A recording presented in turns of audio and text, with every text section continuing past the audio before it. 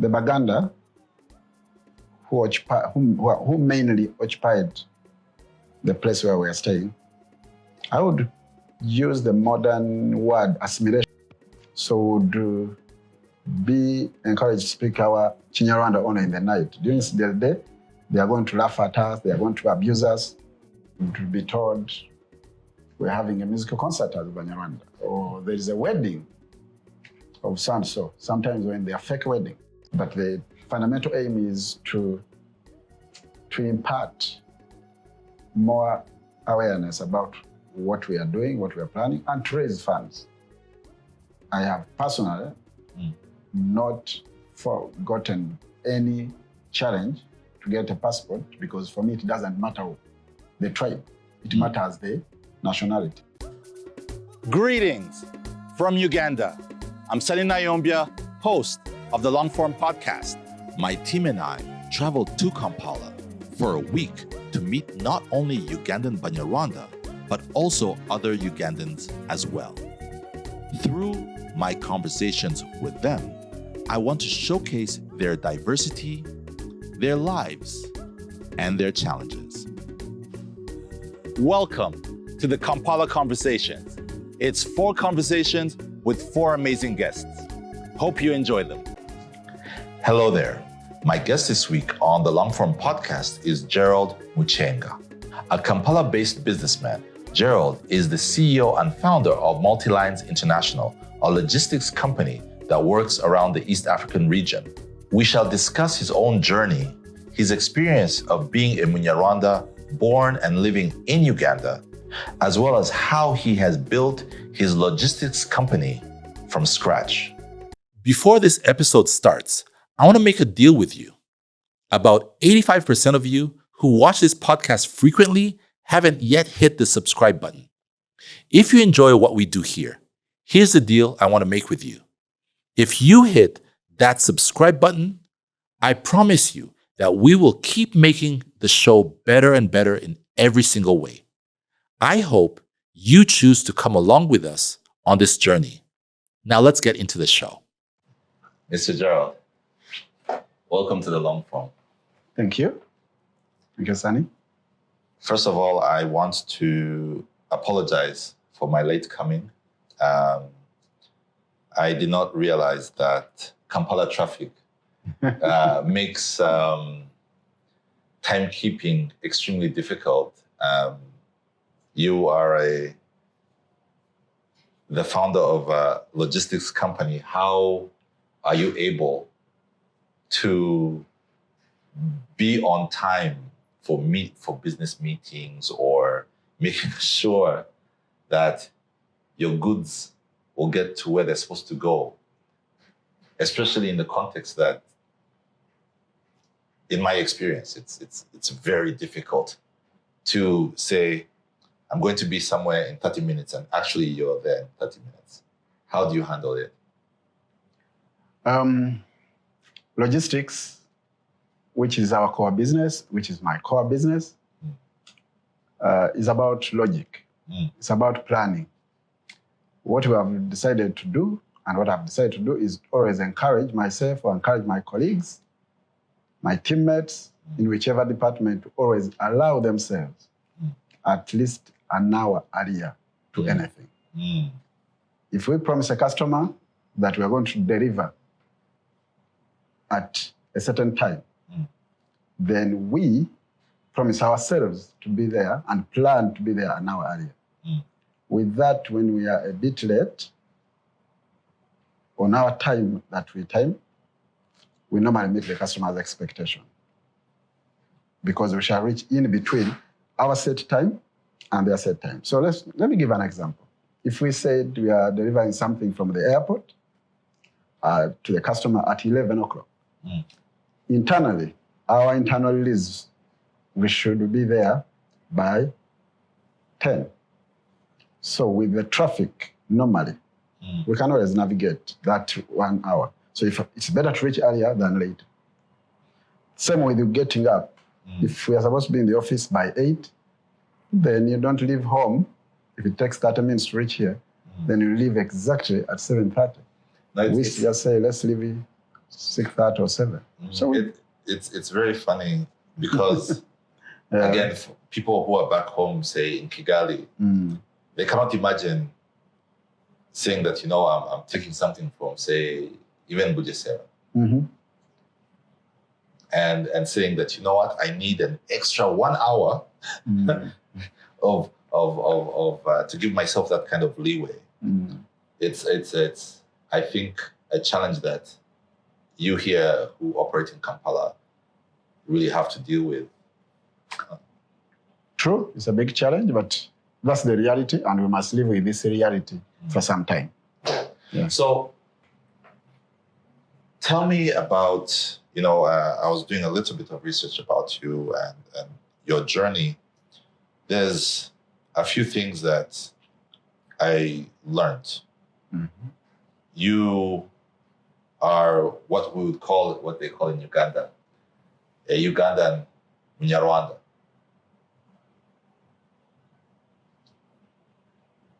How did you, one, are you happy with that identity?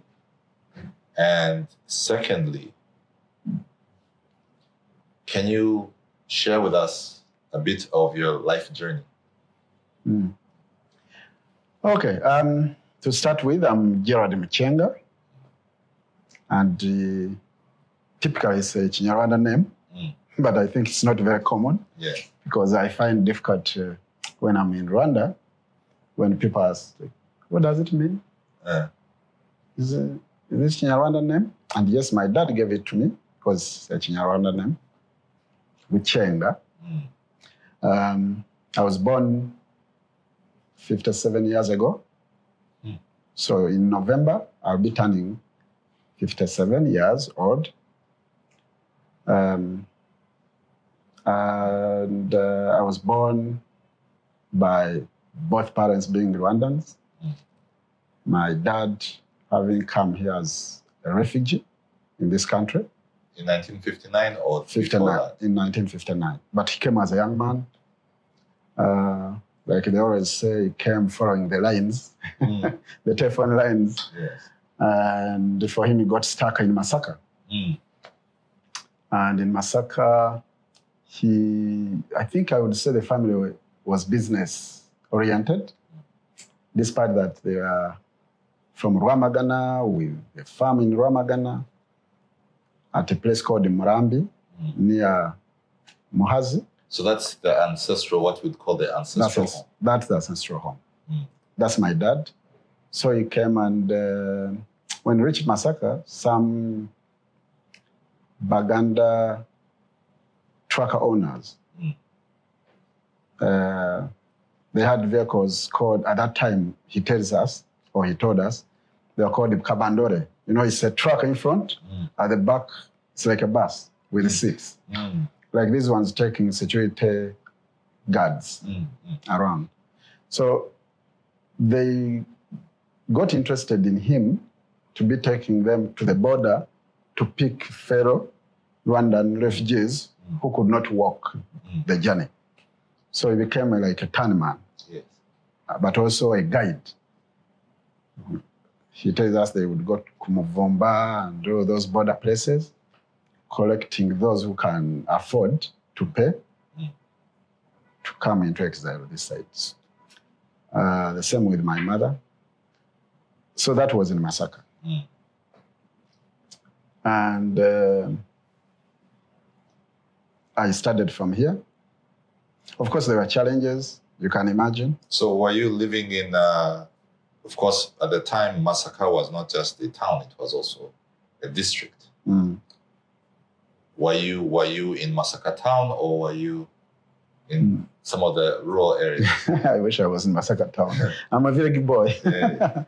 I was from, that time it was called Masaka because it was a district.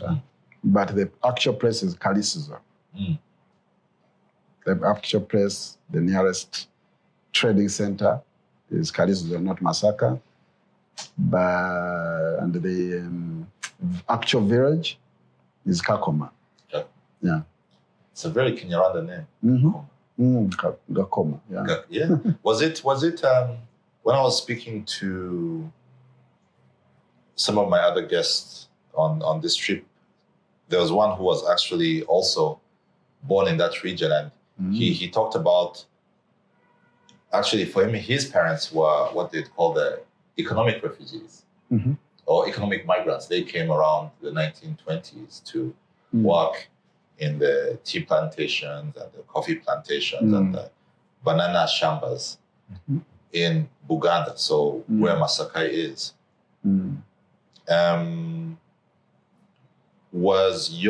He informed me that there were a lot of people who would be called ethnic Banyarwanda in that area.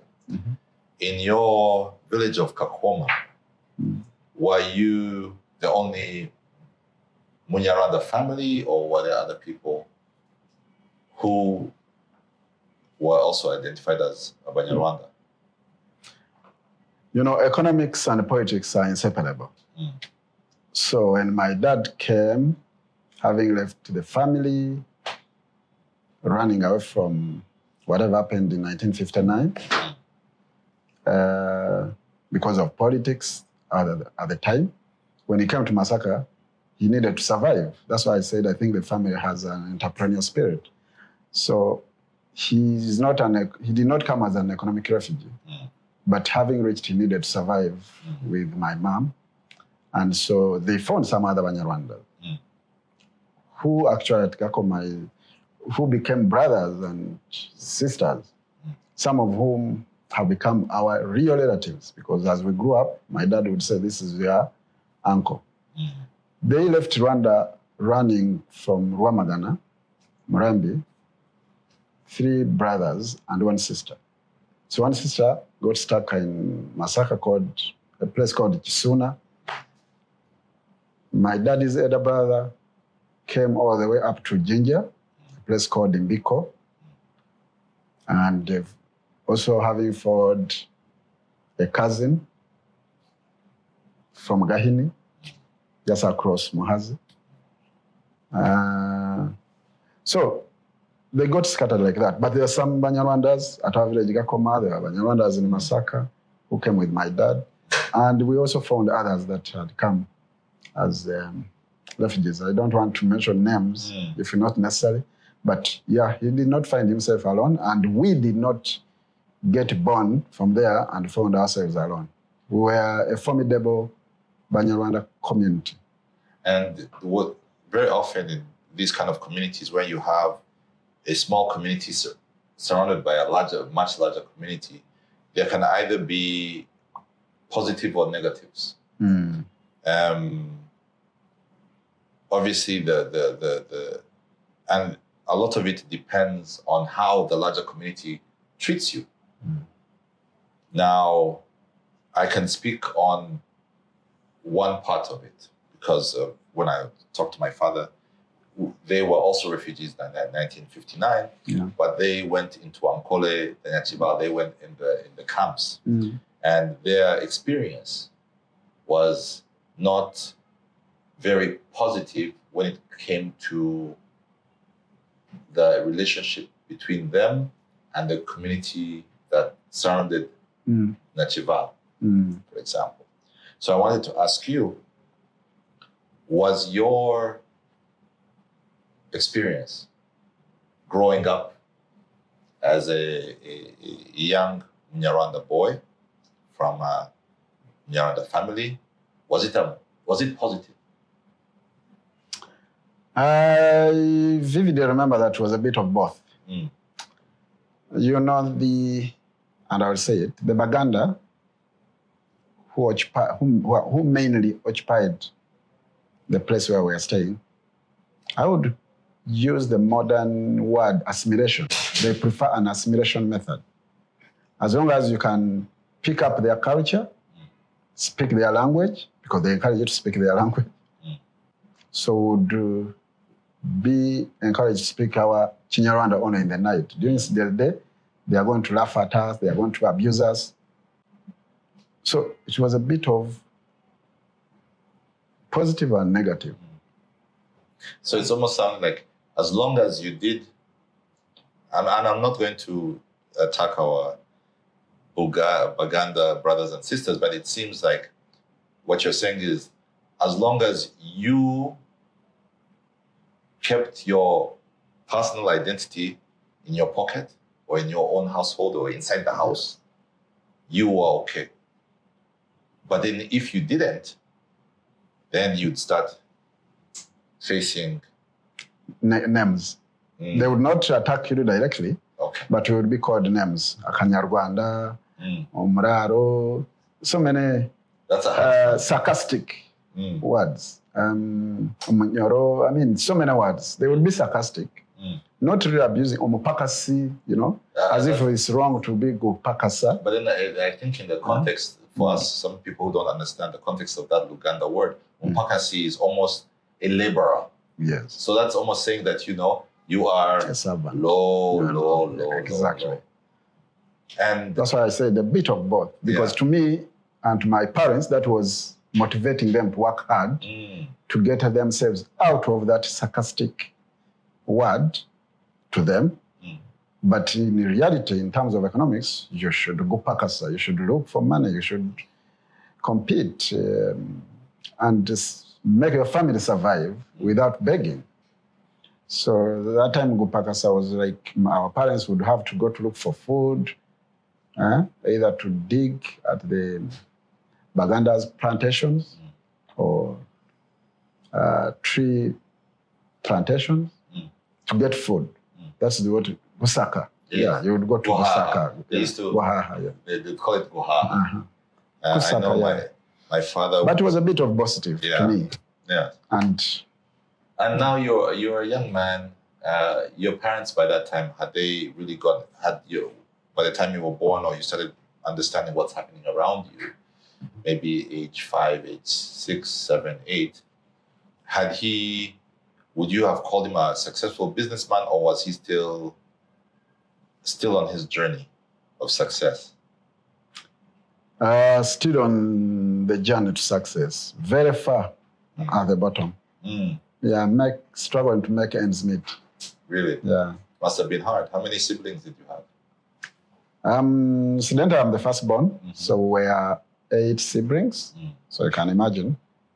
And with the kind of income, the kind of survival that depends on the other community that were hosting us, it wasn't easy. It's always amazing for me, especially when you look at modern society and you think about how hard you have to work just to feed yourself, to feed your family. And then I hear stories like your parents' story. And I wonder, how did they make it? How do they clothe? Because now, when you think about, I look at you today, you're doing well, but someone had to have fed you, clothed you, put you through school, put your siblings through school, try to buy property and try to live life. How did these people manage it? The hard way. I would say the hard way. Especially for them, my dad and my mom, they really labored so hard.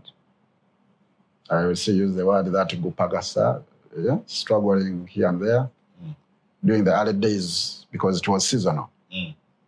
So this season, when my dad comes as a refugee, then he goes back as a guide to go to pick fellow Rwandans coming that can afford, then that ends within a year or two. Of course.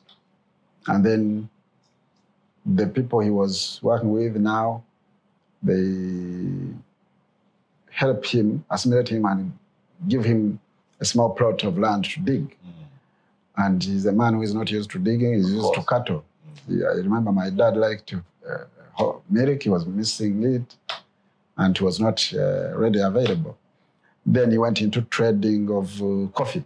He bought a small bicycle, and he started buying raw coffee from the gardens, drying it, and reselling in the same place with a small difference.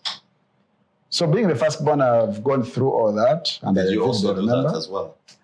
Luckily enough, by the time I was of age 10, 12, he had again transcended to better than that. as I will tell you in the story. Yeah, I didn't. So what did he? So he moves from selling coffee that he's almost reselling coffee and getting his small margin. Then he goes to what? Then he goes to trading. Someone took him to Masaka instead of reselling it in the local area of Kaliso, then he took it to the town in Masaka. Then in Masaka, you remember I told you about my auntie, the sister who again stayed in Masaka. Yes. So she had also gotten acquaintances that were going to Nairobi and back. So that time there were buses called a Kamba bus. So he gets one when he had visited my sister, who told him, oh, if you go to Kenya, you can take this coffee to Kenya instead of selling it here. Yes. Then when you're coming back, you'll come back with either spare parts of cars or I think I recall like jeans and textiles. So there are a lot of commodities because that time Uganda was struggling in the manufacturing. So it took up to what I could call cross-border trade, but at low level, going by bus, put a few things in the boat, come back.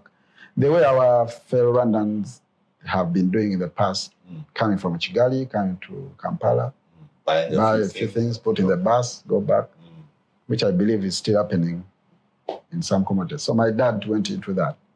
He would bring watches. Basically, he would go, resell the coffee, which at that time was called kase, and you don't have to travel with cash because it's dangerous.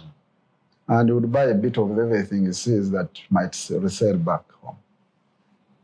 It's, those stories, they're so brave. You know, think about this. This is a man who had never been to Kenya. Yeah. You know, his sister gives him the idea of, you can make bigger margins if you go to the next, you take the risk. Because now I'm hearing almost how he moved from where he was.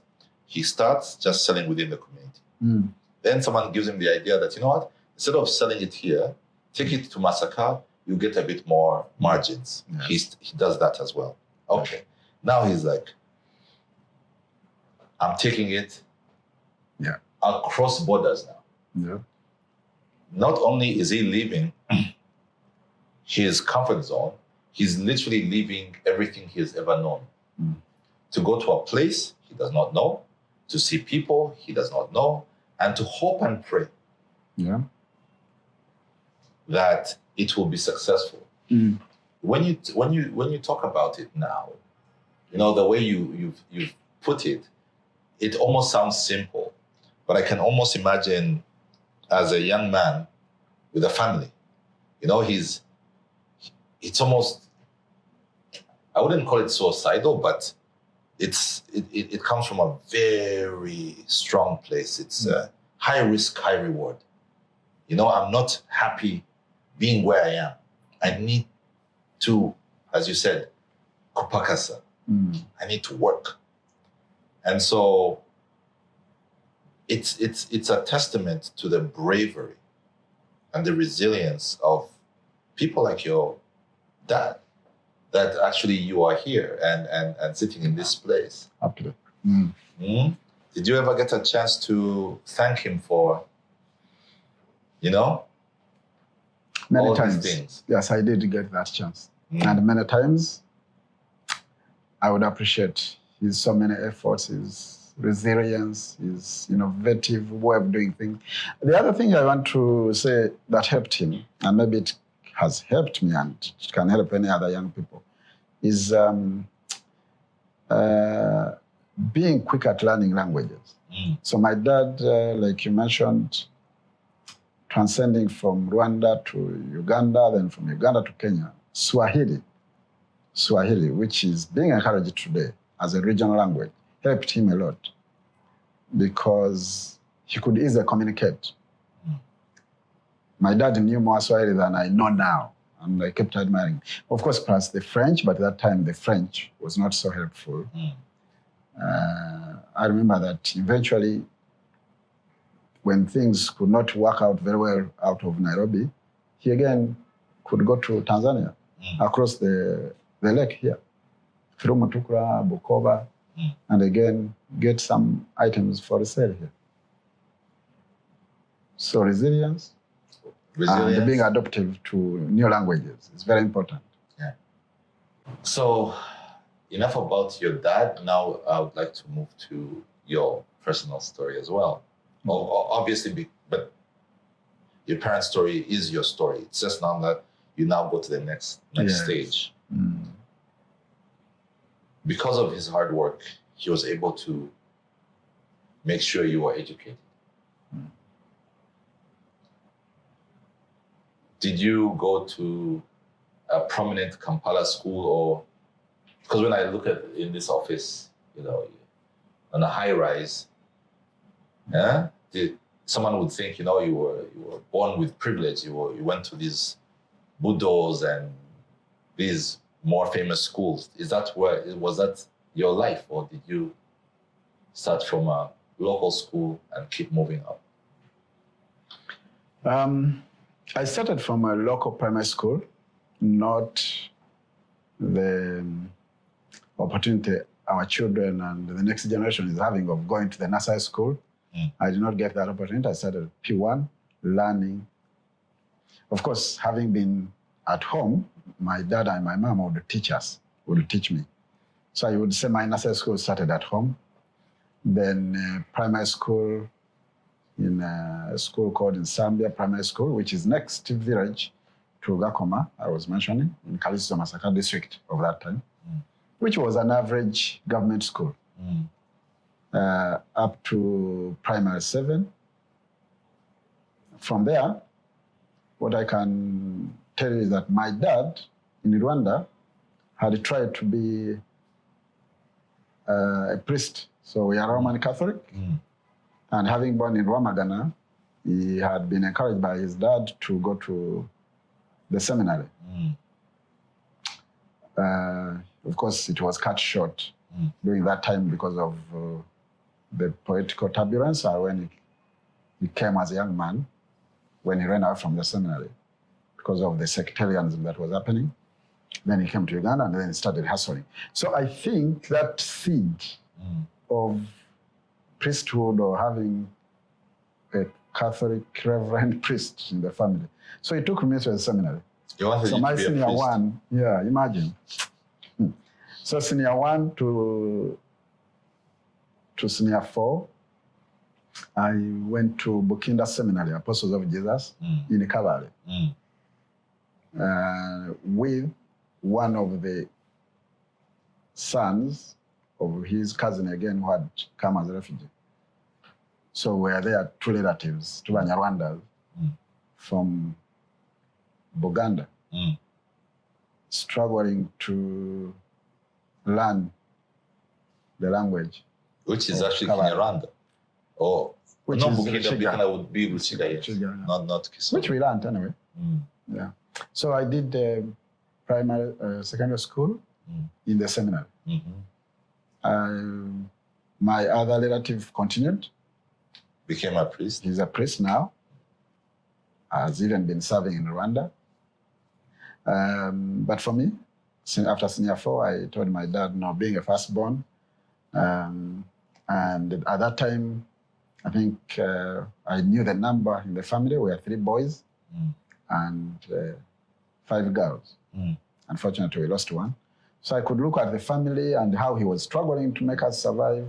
And I thought I better take another route so that I come back and support the family in terms of education, upkeep. I was a visionary like him. So I made a decision and told him. Since senior 5, I was able to tell him and he listened. Actually, to tell them with my mother. And my mother supported me a lot in the decision. Then from there, of course, the life of the seminary, Muchinda, different language, different life. It was not very easy, but that's maybe a story for another day. But then, after senior 4, I succeeded to apply and went to Namilyango. Namilyango College. That's a very at least that was prestigious. At the time, it was. Yes, it was. And I felt very happy, very motivated to pursue my goals. And what were those goals? It has always been, one of the goals has always been being a successful entrepreneur that can make and impact people to do their own business and impact others. So I thought that network, if I become successful and I can impact another and become successful, if I employ a certain number of people and they employ others. So for me, it has always been my goal. On the family level, to make our family progress where my dad had reached or was still progressing, so that despite that we are Rwandans, and at that time we did not have the privilege to identify ourselves with our ancestral country, to at one time get an opportunity to go back home and contribute to our ancestral home and our ancestral place, Rwanda. Have you been able to do that now that you're a bit more successful? I thank God, yes, I have. You've done something. What have you done in Ramagana? In Ramagana, we have quite a number of acres where we are apart from the ancestral land that was left to me and to the family as a will from my father's inheritance, sorry. I've also bought and acquired more land, to which I'm hoping to put a factory. Yeah. A factory of what? I would like to go into agro-processing. Yes, agro-processing. And then we have also bought some land near the airport in Bugesera, where I'm planning to put up residential apartments or houses to support the development at the new airport, because definitely there's going to be a demand for accommodation. And we have a few other establishments within Kigali, in addition to having the company that I founded in Uganda in 2002, have a branch in Rwanda. We are very successful. We have Multilines International Rwanda, which is a logistics company. And to me, those goals are more or less getting fulfilled. Well, but you also you did not drop out of high school. You went to university. You went to Makerere. Yes, I went to Makerere University. What did you study? I studied social administration and public administration. And what year was this? I joined Makerere University in 1988 and finalized in 1991.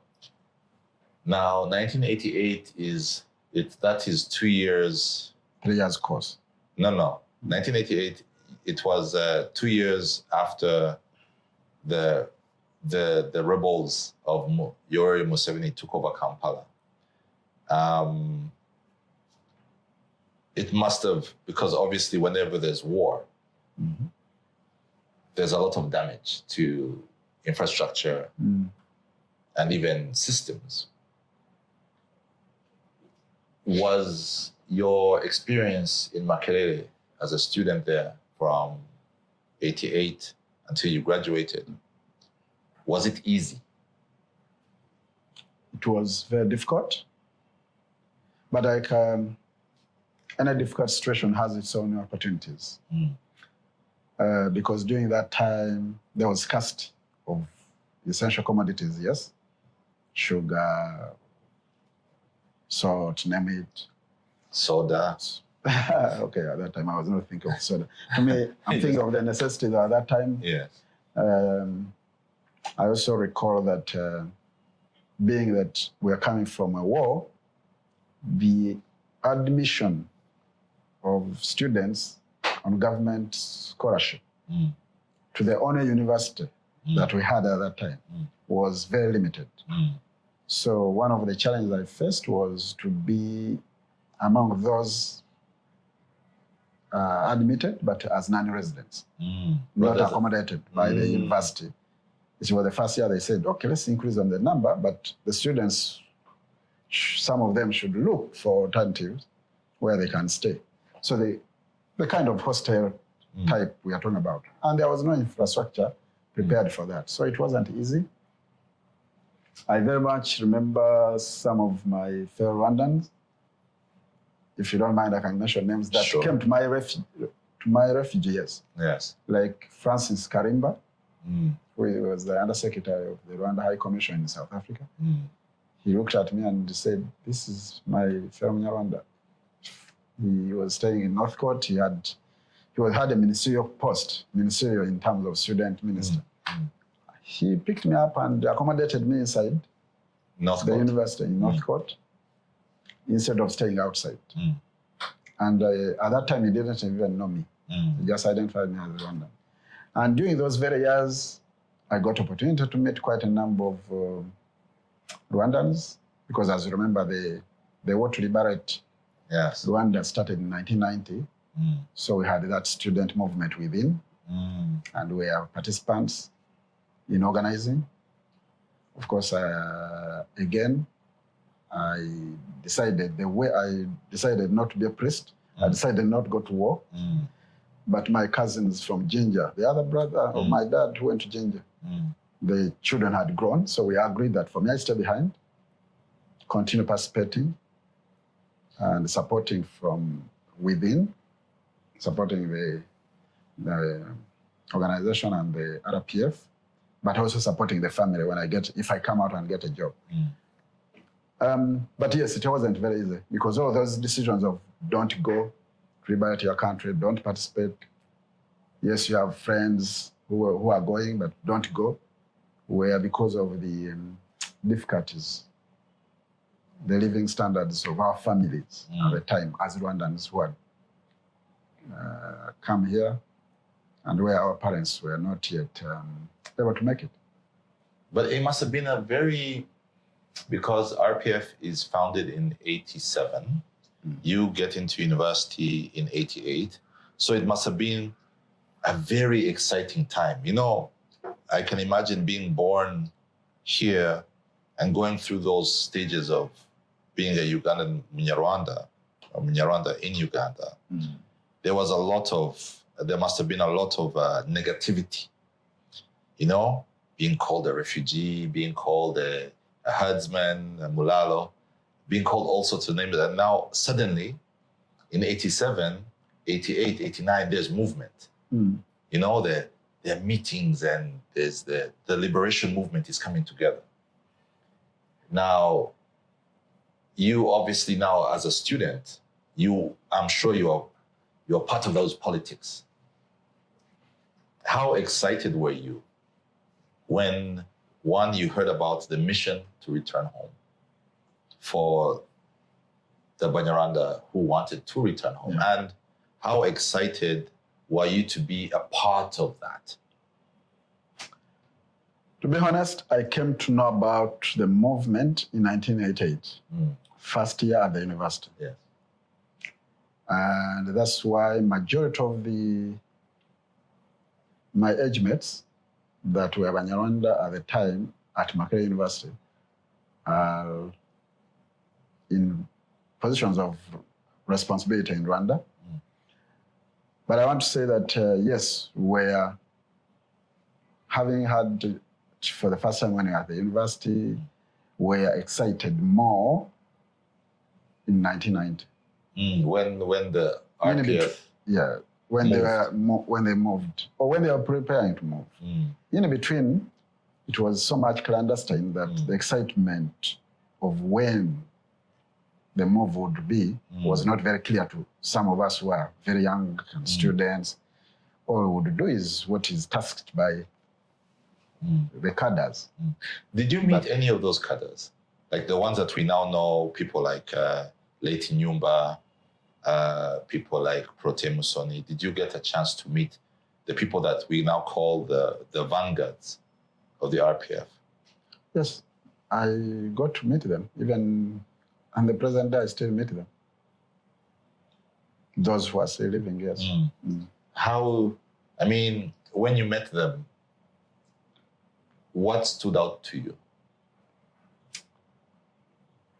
After the war? No, or before? Because you've first you met them before. So so now they're still in the level of mobilization and political education and before the war. For people to believe in a movement, they have to believe in the people who are selling the movement. I agree. You get? Yeah. So now I want to, because I don't know some of these, we just hear the names. We don't really, we're much too young to know or to be a part of that. Yeah. And there are people who was here, you were in Kampala. This was the staging ground of the movement. What kind of people were they? When you met them, did you think, okay, these people are people of substance? Yes, I did. Especially the clever way they were doing it. Because you would be told, we're having a musical concert at Banyarwanda, or there is a wedding of so. Sometimes when they are fake weddings. What do you mean, fake wedding? Yeah, like indeed, man and wife, they are getting married, and we are celebrating, but actually they did not go to church, they are not man and wife. So to me, they were so bright in the way they are. So let's go slowly. Now, so there was a man, so there was actually a bride and a groom. Yes. So the woman would wear the gown, and the man would wear the tie and the suit, and there was a wedding. We would go to Gogo Indoor Stadium or Cricket Oval. We invite all the Banyarwanda, and they are there at the high table.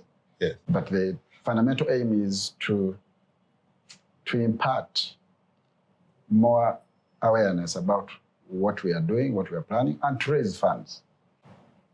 Fantastic. So it would be an organized way of getting more Banyarwanda together.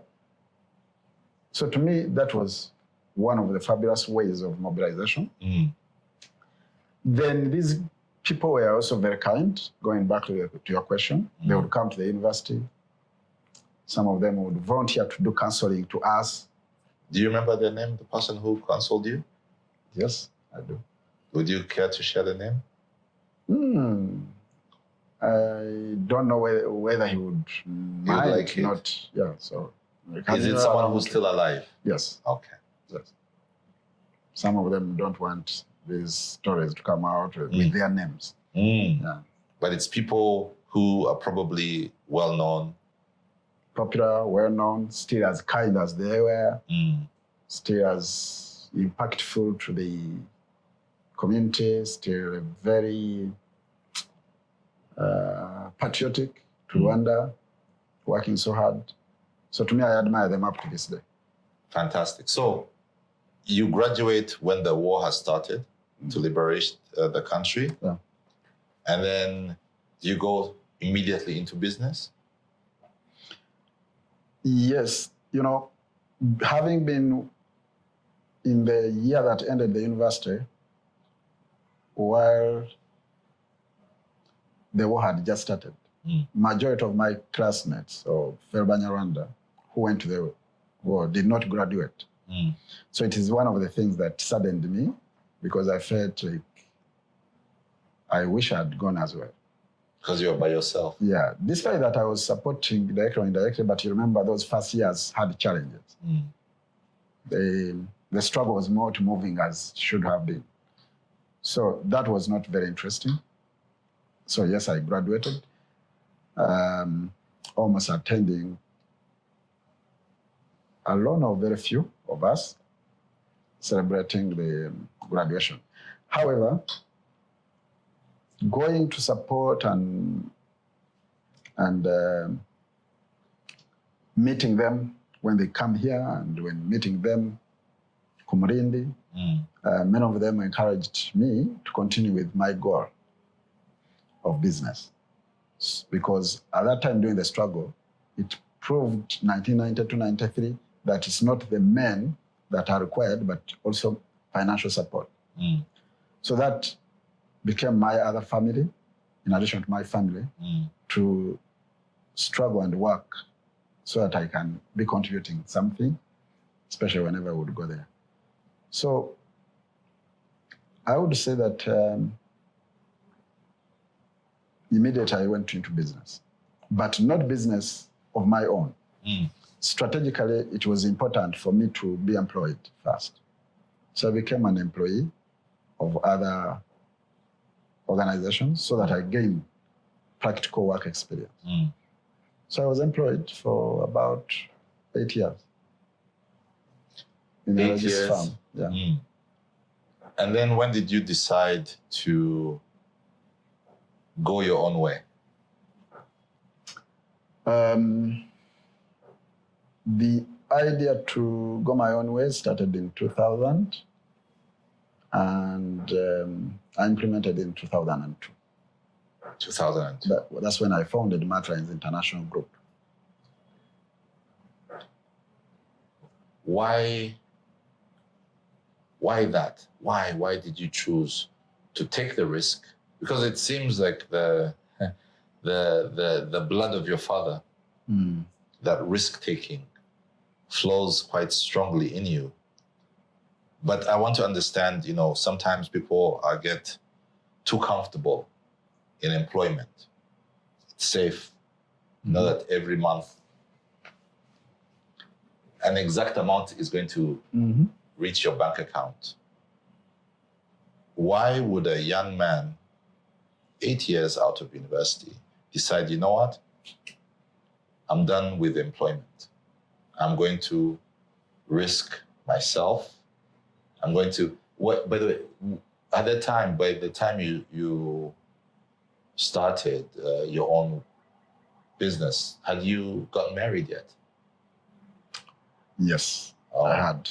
So now you even had another risk factor, yes, right? Because not only, because that's very often when people refuse to risk, is because, I'm not a young man anymore. I have a wife to take care of. I have kids to take care of. I need to avoid risk as much as possible. But then you, on the other hand, you chose to embrace the risk. The very reasons that you have enumerated that would look risky to some people are exactly the very reasons that made me leave employment and start my own. Because, it depends on how you look at the glass. Is it half empty or half full? I'm a very positive person and I like growth. So here I am, a young man, yes, as we put it. I've all along wanted to be an entrepreneur. I have this young family that I've just started, that 2, 3 years, 4 years, we are going to be more than 2. I will have children, they will have to go to school. So how will I split the salary that was being split by 2 people to go to the 3rd and 4th? Then, like I mentioned, you have other obligations, firstborn, but also the other goals, remember? So those are the very reasons why I said, let me take me, I did not even take the risk, take the opportunity. Since I've gone into the experience, I remember about that time, that was 1994, 95. Around that time is when I got married and I got the opportunity to go to Rwanda after the war and participated. No, but not the first time, because you went there. I would go there. Yes. Yeah. Even the opportunity to relocate the UN guys that had failed to save, if I would put it that way, that were in Gikondo. That contract was given to my company that I was working with because of the connections we had to go and take away their, or relocate their containers and their equipment through Mombasa port. So I could see opportunities. I was rubbing shoulders with the fellow students, fellow cadres, and our parents were already eager to go back. So I was already feeling having another home in Rwanda and having an expanded business territory into Rwanda other than Uganda. So for me, that encouraged me to open the company in Uganda, where I know best, but also with a subsidiary in Rwanda. And that's when we opened subsidiary Multilines International in the whole region, in Uganda, in Kenya, in Rwanda, Tanzania. Would you call yourself a successful businessman? It's not very easy to gauge oneself, but I would say I'm not complaining. But I'm not yet where I want to be to define success as per my metrics. What are your metrics? I would like to have Multilines International and other subsidiaries that I will mention have a real global footprint with own offices almost all over the world. At the moment, we have a footprint in all the East African partner states, including Rwanda, Uganda, and Tanzania, Kenya, and the rest. But globally and elsewhere in Africa, we work with the agencies. We are agents. They will represent those other logistics companies in the East African region, and they represent us. But we want to be ourselves. We want to have a Multilines International UK, Multilines International China, and so on. How employing more and more of our people, giving the opportunity to others to work and to be impactful. How hard has it been to create this company? The company that you want to now expand in almost every major international city in the world? It has been hard, and the challenges are some of them are strategic, because we need to go slow because of the global challenges, but also the major one for us in Rwanda, in Uganda, in East Africa, because I describe myself as East African, yes, and African, of course. Capital. Yeah, capital is a challenge, and it's never enough to implement both the movable and the immovable assets to support a logistics firm on your own. So, and yet there are no direct major organized and government-supported infrastructure other than commercial banks that ask collateral support, and they ask you almost an asset of your grandmother. But so the other ones are capacity building. We don't have enough personnel that are well trained in the logistics industry.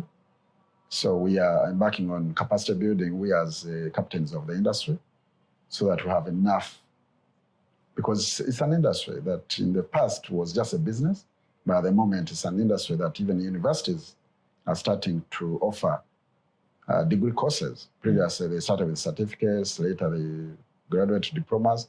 Now universities are realizing that it's a degree course, because economies move on logistics, on planning. It sounds like you've done well, and it sounds like you're living the dream that your father probably had for you. I would say that maybe I have exceeded my daddy's dream for me, but I have not yet reached my dream for myself. Now, let's go into some of the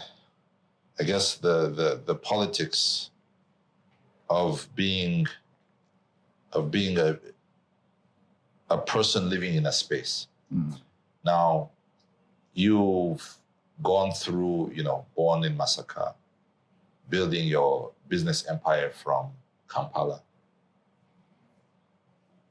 member and a participant at your level, the War of Liberation.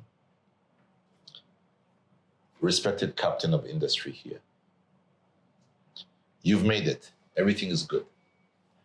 I was talking to another person for this podcast, and he's also, interestingly enough, also from Masaka.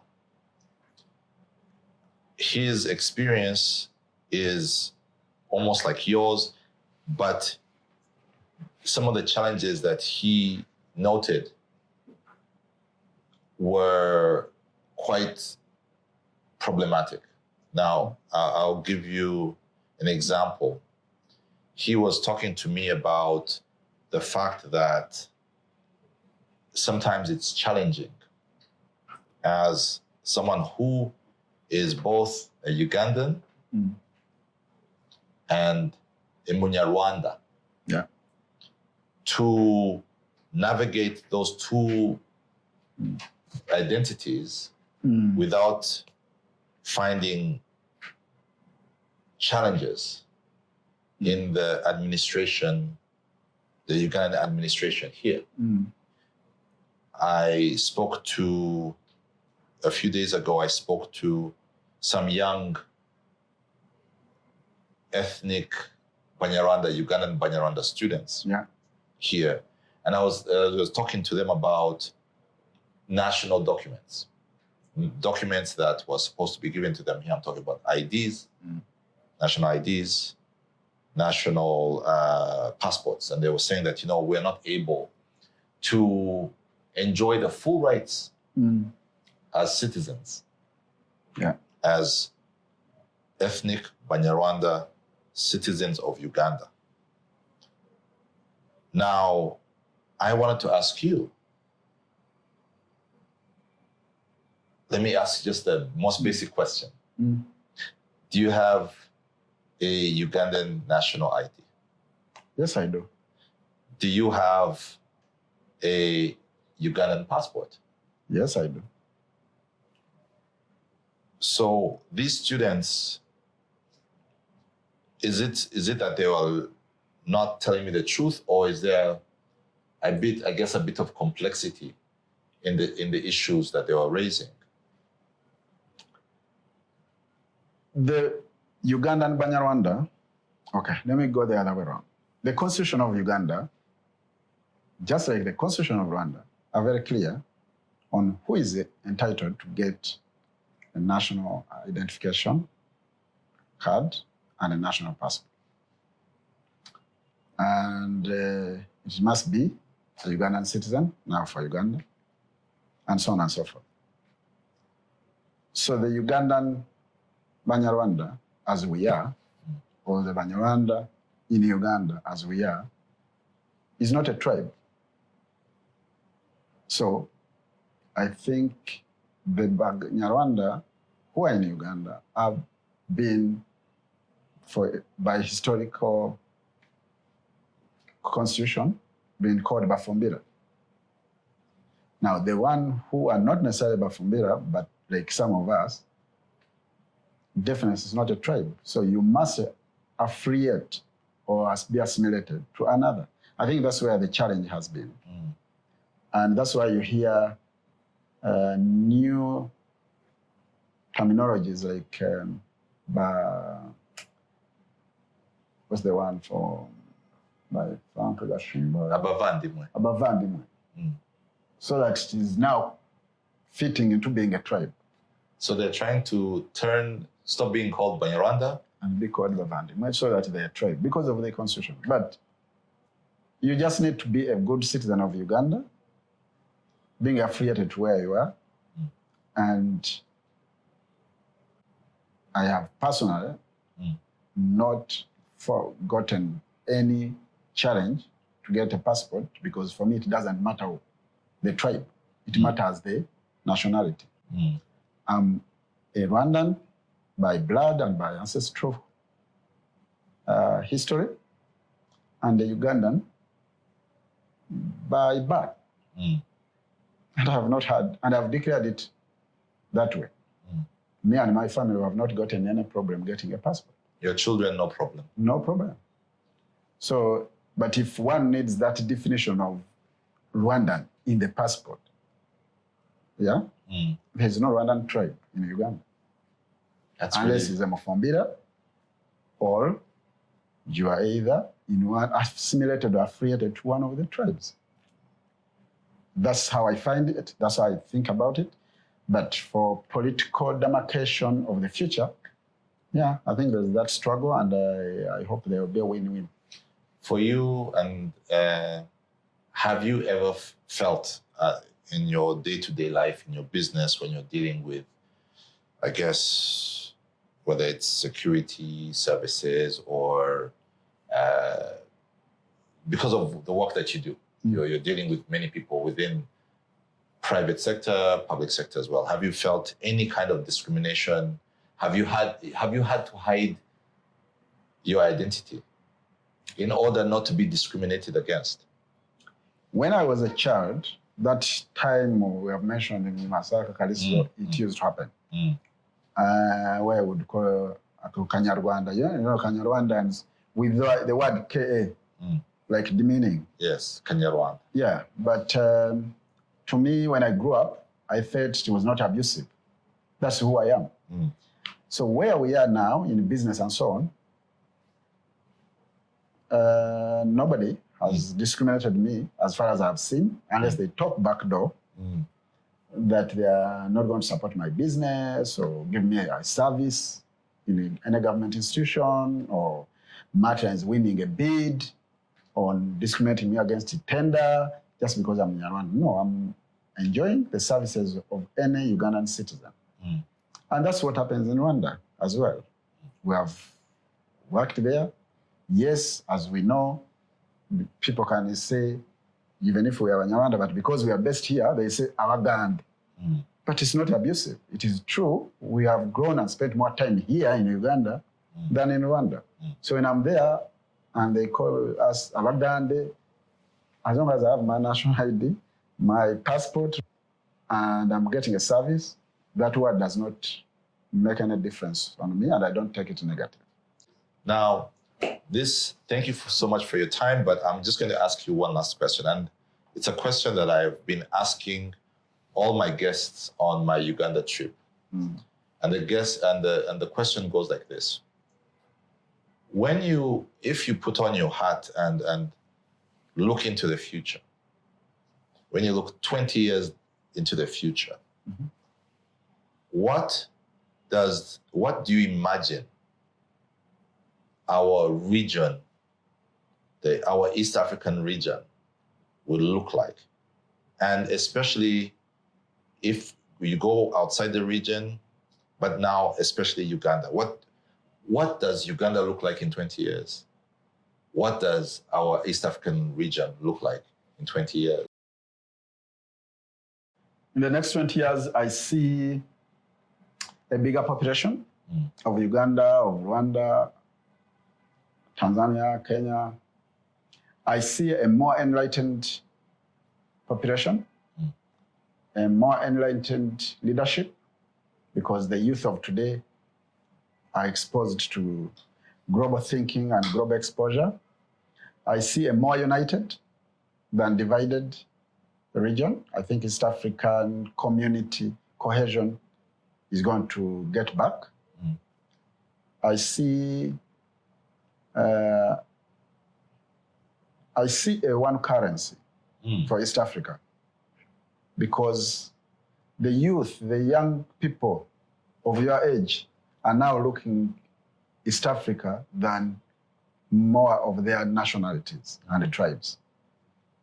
Globalization has brought in a lot of awareness that divisionism is not the way to go. And for me, I wish I would give out anything that I have today in order to be a young person and I start afresh. Because you give me another 20 years like the ones I've worked in the past, I would be double what I have today in terms of knowledge, in terms of happiness, but also in terms of wealth and money. May you get 20 more years. Thank you.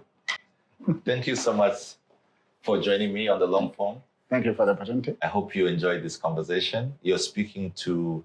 This conversation will not only be heard by Rwandans, but also Ugandans, Americans, and even people in Europe. Do you have any parting words? Yeah, my parting words is to call upon the future of tomorrow, which is our youth, the youth, to think differently, to think more positive, to think more united, because if we don't think that way, other nationalities that are coming in, and we can't stop them, will think for us, and you will regret it. Wise words from a wise man. Thank you so much for joining me. Thank you very much. If you enjoyed the conversation today, share your thoughts with us on our social media platforms. You can find us on Twitter, Instagram, and TikTok.